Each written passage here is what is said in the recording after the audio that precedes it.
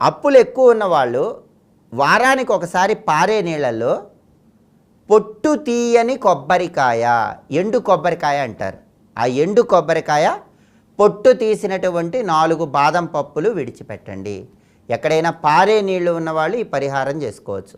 పారే నీళ్ళు ఉన్నవాళ్ళు వారానికి ఒకసారి, వీలైతే మంగళవారం రోజే పొట్టు తీయని ఎండు కొబ్బరికాయ, పొట్టు తీసిన 4 బాదం పప్పులు పారే నీళ్ళలో విడిచిపెట్టి నమస్కారం చేసుకుంటే మీ దోషాలు తగ్గిపోతే అప్పుల బాధ నుంచి బయటపడవచ్చు. అలాగే మొండి బాకీల సమస్యలు ఉన్న వాళ్ళు ఎవరైనా సరే, వ్యక్తుల్ని నమ్మి డబ్బులు ఇచ్చి ఆ డబ్బులు వసూలు కాక ఇబ్బందులు పడుతున్న వాళ్ళు ఎవరైనా సరే, ఇంట్లో వేణుగోపాలస్వామి ఫోటో పెట్టుకుని రోజు పటిక బెల్లం నైవేద్యం పెట్టండి. వేణుగోపాలస్వామి అంటే శ్రీకృష్ణ పరమాత్మ వేణువు ఊదుతూ ఉన్న ఫోటోని వేణుగోపాలస్వామి ఫోటో అంటారు. ఆ వేణుగోపాలస్వామి ఫోటో పూజా మందిరంలో పెట్టుకొని రోజు పటిక బెల్లం నైవేద్యం పెడుతూ ఉంటే మొండి బాకీలు తగ్గిపోతాయి.